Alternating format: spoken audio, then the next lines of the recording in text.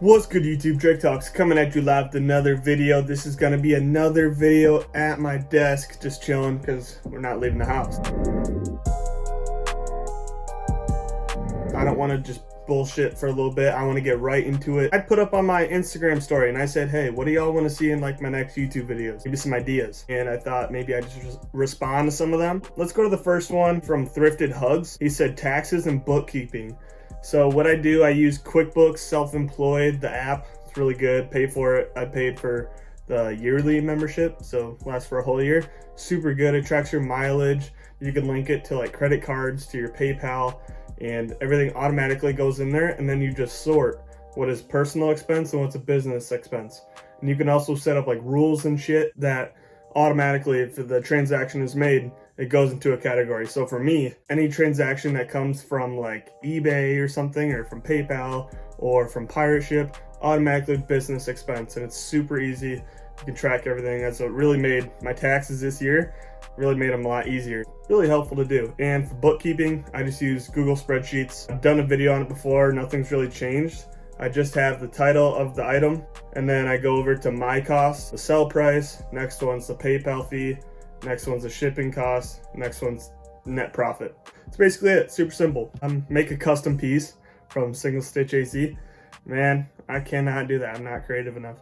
That would be cool though. I need a sewing machine. Next one's gonna be bad buys. For bad buys, for me, probably a lot of hats. Hats don't sell that well. The only ones I've really been picking up recently are like old Nike. Hats don't really have crazy sell prices unless they're the old 80s trucker hats. Love those. I've sold those for like $200 each. So those are super wild. Those are super good to get. The bad buys is just going to be hats, normal hats. I'll pick them up. It's a nice little flip. They can sit for a while. I mean, they're easy to store and stuff. I would keep it super specific on what hats you're picking up. Make sure that they sell for over $20 pretty consistently, and that'd probably be a good buy for me. But I'd say that's one of the bad buys I've been making. Other one's gonna be like board games. I used to sell a shit ton of board games, but you know, stop picking them up. Next is gonna be bins footage you've never posted from RB Selling Stuff. Nah, I don't really have any bins footage I haven't posted. I posted most of it. How to clean and get spots out of clothing. So that one's pretty simple. Get a bottle of Shout, spray it on the the area that's stained. Now what I do is I rub it in. I get like a little brush and I just kind of rub the Shout into the stain. And most of the times it comes out right there. And then you wash it and it's clean. But if you don't scrub, I feel like it doesn't really get in there. It doesn't really get rid of the stains. You can also just get the OxyClean, like the powder stuff. It comes with like an OxyClean tote, and you just mix that with water, soak it for 24 hours or however many hours you want to do it, and then wash it. But that's what I found has been best. Top 10 in my personal. Now, I don't really have a top 10, but I will explain something about the pieces I keep. Now, I keep some pieces, but it's not really for personal, like for this Slayer. It's not really for personal. It's not like I don't want to sell it. I want to keep it for myself. I'm keeping because I know it's an investment. I know it's going to go up in price over time. For example, the Tupac rap tee I have. I like it, but it's not something I would keep rather than taking the $300-400 I could get for it down the road, or possibly even more. So I'm holding on to them as investment pieces. I'm also stashing like tons of orange tab Levi's. Like, I don't list them, I just stash them away. I probably got 20 or 25 pairs of orange tab Levi's all stuffed away in totes, and just holding on to them because I know they're probably going to go up in value over time. Just historically, it's just been showing that that's what happens.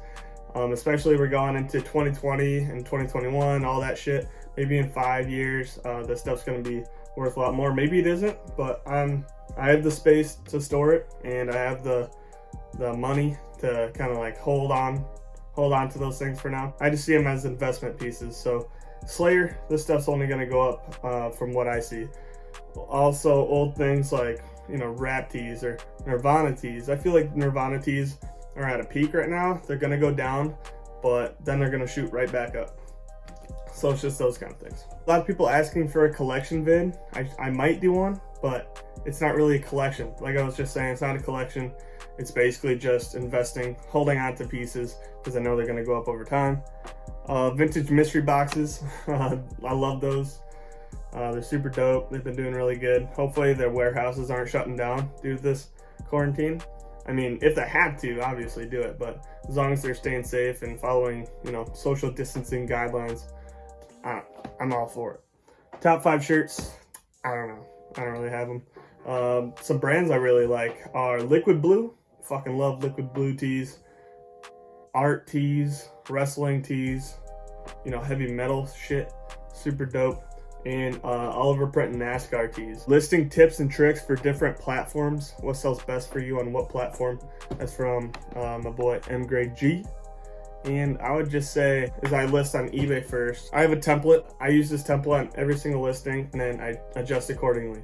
So at the part where it says minor wear, if it has like a hole in it, or it has like a stretched neck, or it's got a spot, I will replace minor wear with there's a small hole in the front, or there's a bleach spot in the back, or there's a rip in the pit, something like that. And then it's got all my measurements in it. I do length from bottom of collar to hem and pit to pit, and I usually don't gotta include more measurements than those. And then I basically just copy and paste to every single platform. I go from eBay to Mercari to DePop to Grailed, and sometimes Poshmark. Music you listen to. I actually want to start a Spotify playlist so you guys can listen to what kind of music I like. Really big rap, but also if I'm in the right vibe. Like earlier today, I was literally working out to old country like Waylon Jennings, Conway Twitty, Hank Jr. That shit kind of gets me fired up sometimes. But also I can listen to metal, like Slipknot, Slayer, Pantera, that kind of shit. I really like all music, but mostly it's rap for the most part. What inspired you to start doing what you're doing now, and what were you doing before? So honestly, I started because of Gary Vee's trash talk videos. I remember the exact moment. I was sitting in my basement on my computer, and then I was watching a little bit of Gary Vee, but then I saw the trash talk video, and I was like, yo, fuck it. I immediately put my computer down, and I went into my porch and started looking for shit to sell. So I started looking everything up on eBay like he told me to, looking at sold listings. Found a little like a Hot Wheel, sold that for like 20 bucks. I was like, yo, this shit's dope. And literally the very next day, because this was at night when I started looking at shit, so I was like, yo, let's do this. Very next day, started going out to thrift stores, started buying shit, and immediately started selling stuff right away. It was pretty dope. I already had an eBay from before because I would sell like shoes in like middle school and high school, and I only sold shoes, like limited release. Like I sold like the Kobe 8s, Kobe 7s, KD 6s, Air Max 90s. So I had pretty good flips in like middle school and high school, but it wasn't every single day. Then when I watched that Gary Vee video, immediately started my fucking Instagram that very day. The rest is history. I was working at Complete Nutrition, which is it's like a supplement store. So they closed the doors. Like they didn't really let me know until like 2 days beforehand. They're like, yo, we're shutting down the shop. Like you don't have a job anymore. It's like, fuck it. So I just started doing this shit and never got a job since. And it's really dope. I want to talk a little bit about my what sold. So I kind of want to bring those back, a video of like what sold, and it's pretty cool because you can see the raw footage of like the exact numbers on what I'm making. So if I make fucking 50 bucks profit in that day, like I'll show you. If I make 300 bucks profit, I'll show you.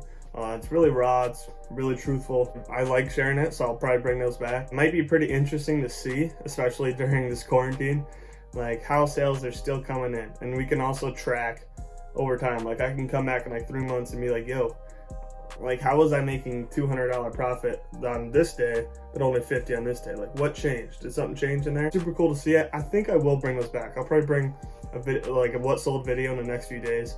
Hopefully it's a good day of sales. I'll see what we can do, get some sales going. It's been pretty consistent for sales over the last few days. It's been pretty good on eBay. Mercari's been my #1 this past few days somehow. I don't know how. Depop's been alright. The only one that's slow is Poshmark. Poshmark used to be my #1, but now it's like my last. Not sure what happened there. It's probably because I stopped listing stuff on there. I started getting more higher end items. Poshmark is little profit margins, so I kind of adjusted my stuff. In regards to the guy who said bad buys, like some bad buys I had, I really phased out of electronics. Like I used to pick up electronics all the time, good margins, but I had so many issues. Like it's 100% my fault. Like I didn't test the stuff right, or I missed a flaw or, you know, like I flat out just didn't know what I was talking about when it comes to electronics. So I phased out of that because I had too many returns, too many issues with it. It's 100% on me, so I decided I'm just gonna skip them out unless it's something that I'm knowledgeable about. Like, I'll still pick up cameras like this Canon AE1. Like I'll still pick up these, like Olympuses, stuff like the stuff that I actually know about. But I won't pick up like VCRs or some big like CPAP machine or some shit like that. But if it's something that I know about, I'll pick it up. Like you've seen, I picked up a flight simulator at the bins. I was pretty knowledgeable on those, so I picked that up. But I won't pick up some like big VCR, DVD players, stuff like that. Appreciate you guys sending in some responses. Hopefully you got some answers here. I know this video is kind of different, but hey, it's quarantine, man. Everything's gonna be a little different. I will be bringing a what sold video in the next few days, so keep an eye out for that. I'll let you know when it comes out, and hopefully we can really make some good sales and break down all the numbers around it and see how much money we're actually making during this quarantine, since we're not outsourcing or listing or anything. Peace.